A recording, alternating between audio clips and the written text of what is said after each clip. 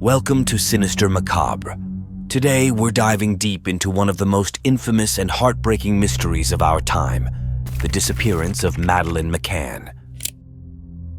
This case has haunted investigators, fueled countless theories, and remains one of the most puzzling unsolved cases in modern history.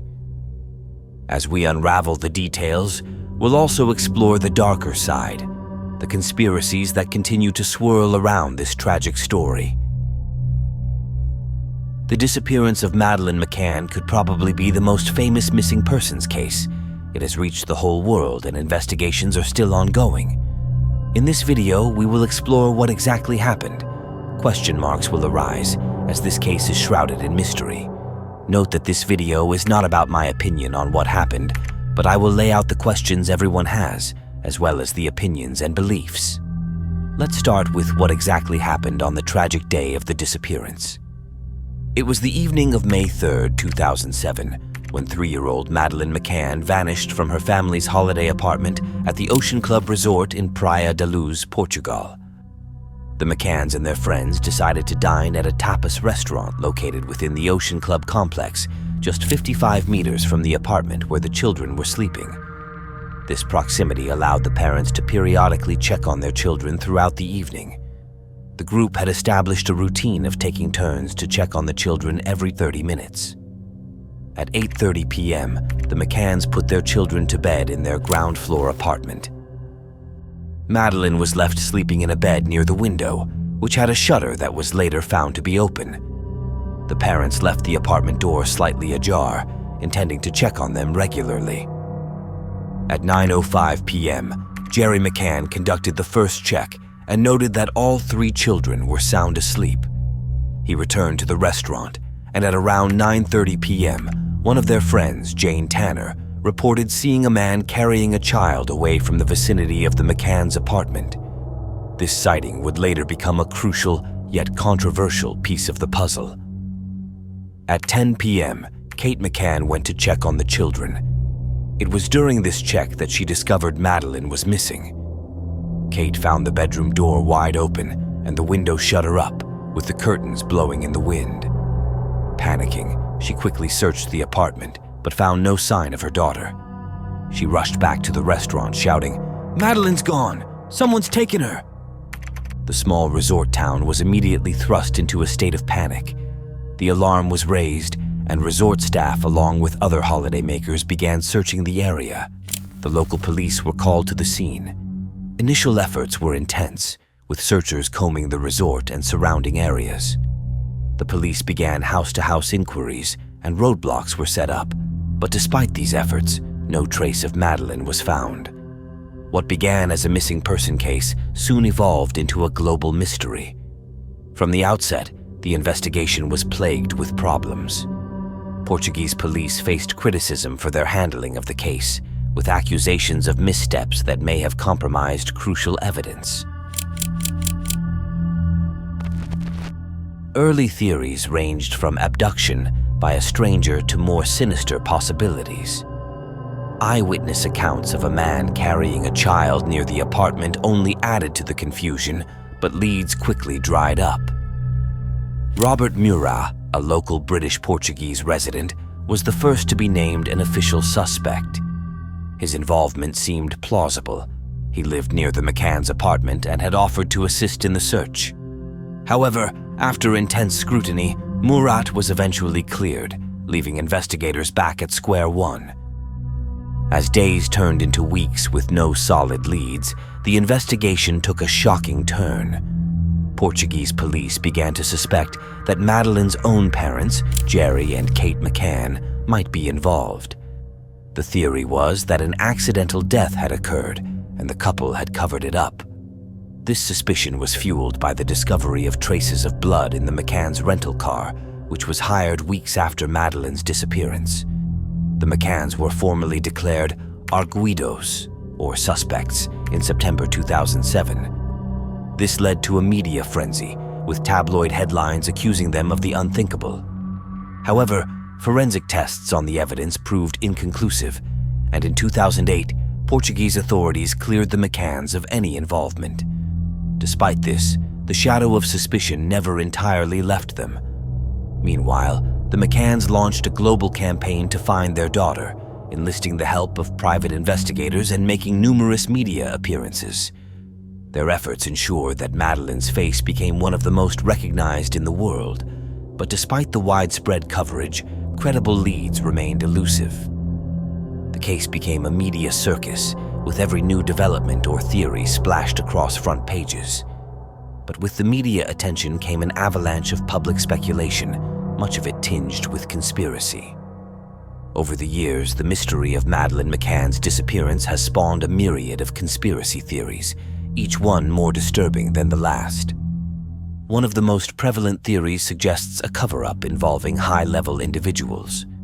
Some believe that Madeleine was abducted as part of a trafficking ring with ties to powerful figures, and that the investigation was intentionally botched to protect those involved. This theory gained traction in certain circles due to the lack of concrete evidence and the involvement of influential figures in the case. This becomes evident when we look at the Smith sightings. The theory revolves around the infamous Smith sighting, where an Irish family claimed to have seen a man carrying a child resembling Madeleine on the night she vanished. Police sketches based on their description were later released.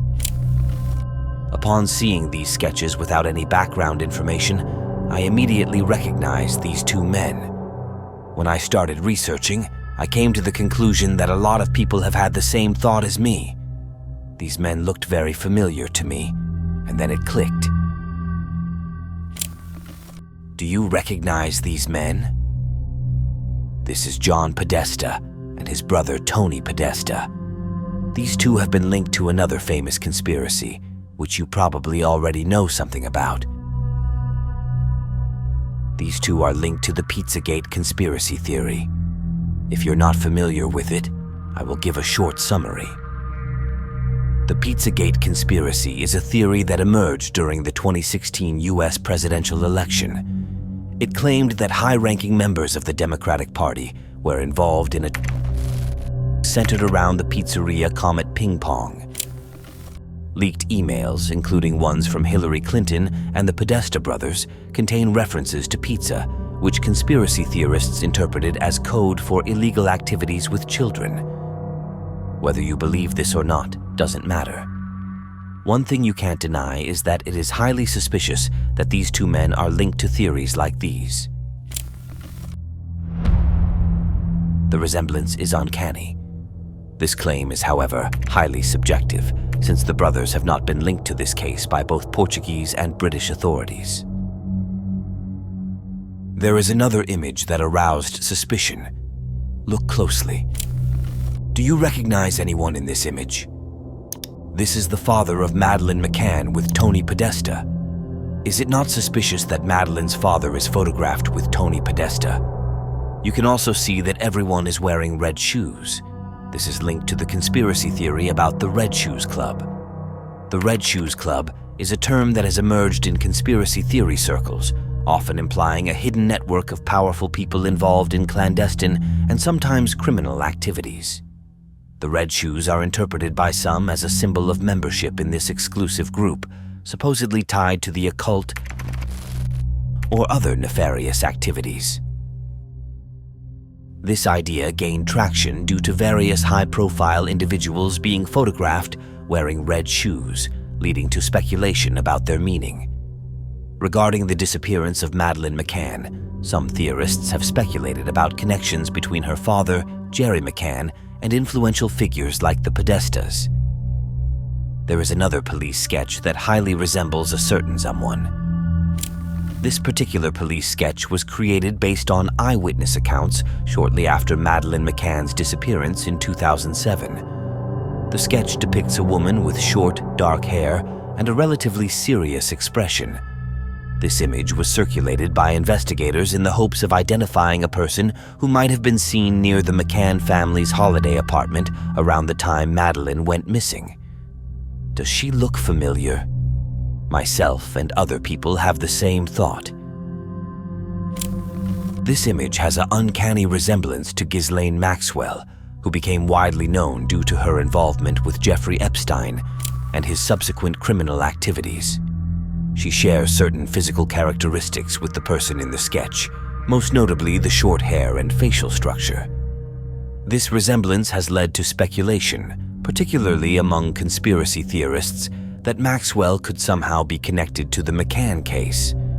The theorists often point to her alleged involvement in Epstein's criminal activities, which included to suggest a potential link.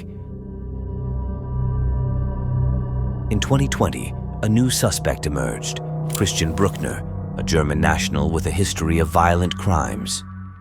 Bruckner was in Praia da Luz at the time of Madeleine's disappearance, and his criminal background made him a prime suspect. However, as of now, no concrete evidence linking him to the case has been found, and the mystery remains unsolved. You can see how there are no answers to the questions that arise, which eventually create conspiracies like these. 17 years after her disappearance, Madeleine McCann's case continues to captivate and confound. Despite extensive investigations, millions spent, and endless speculation, the truth of what happened to Madeleine that night remains shrouded in mystery. Was it a tragic case of abduction by a stranger? Or does the answer lie within the darker corridors of conspiracy? One thing is certain: the disappearance of Madeleine McCann has left a permanent scar on those involved and serves as a chilling reminder of the darkness that can lurk in the most unexpected places. The McCann family has never given up hope.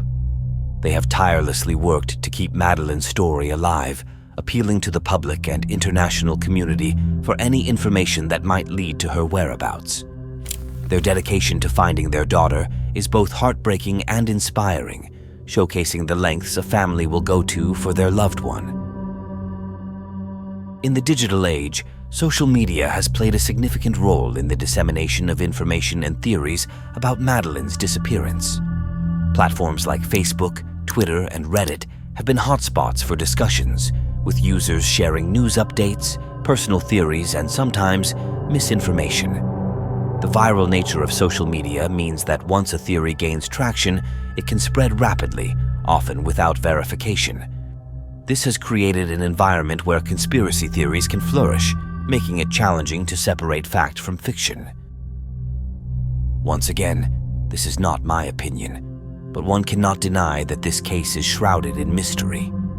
Questions are left without an answer, and years have passed. We can do nothing but ponder about what happened to this innocent girl. Thank you for joining us on this exploration of one of the most enigmatic cases in modern history. If you have any true stories of your own that you'd like to share, please send them to my email on screen or in the description below. And remember, stay safe, stay vigilant, and never trust what the government says.